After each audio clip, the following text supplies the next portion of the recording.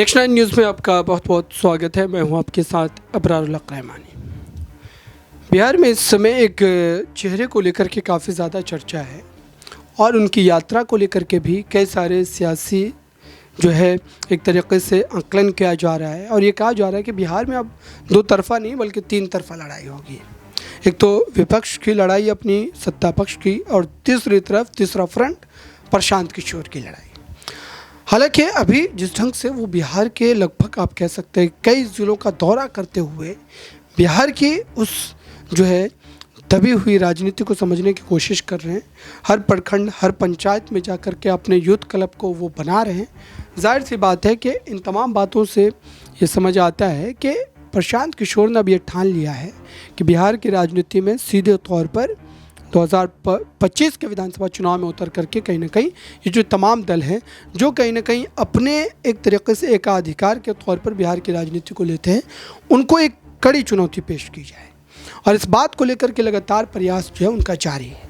लेकिन इस बीच उनके कई बयान नीतीश कुमार को लेकर के वायरल हुए। नीतीश कुमार को लेकर के कई बड़े दावे किए गए और ये कहा गया कि नीतीश कुमार जो है इस समय कहीं ना कहीं बिहार की राजनीति का डूबता हुआ जहाज़ है और उस जहाज़ पर जो बैठेगा वो भी अपनी राजनीतिक जो है गरिमा को डुबा लेगा। जो उनके पास सियासी आंकड़े हैं सीटों के तौर पर वो भी डूब जाएगी। इस तरीके की बातें जो है उन्होंने सीधे तौर पर जो है मीडिया के कैमरे को सामने कही है। लेकिन अब सवाल ये है, क्या इस तरीके का झुकाव ये दर्शाता है कि उन्हें अगर आने वाले दिनों में मौका मिला और अगर ऐसी स्थिति बन गई बिहार में कि गठबंधन करके सरकार बनाना पड़े तो क्या वो आरजेडी के साथ जाएंगे? क्या वो कांग्रेस आरजेडी के उस गठबंधन का हिस्सा बनकर सरकार चलाने का यहाँ पर जो काम करेंगे? ये एक बड़ा सवाल है दर्शकों।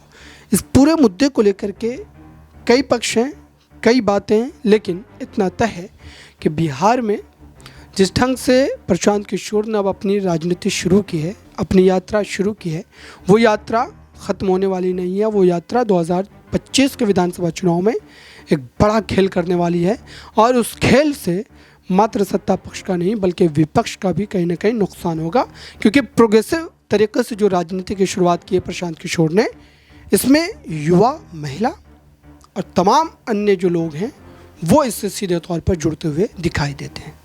अब देखते हैं कि इसका नतीजा क्या होता है, सीटों के तौर पर नतीजा क्या होता है, वोट में रिजल्ट के तौर पर। इस खास रिपोर्ट में बस इतना ही। जुड़े रहें बड़ी खबरों के लिए नेक्स्ट 9 न्यूज़ के साथ।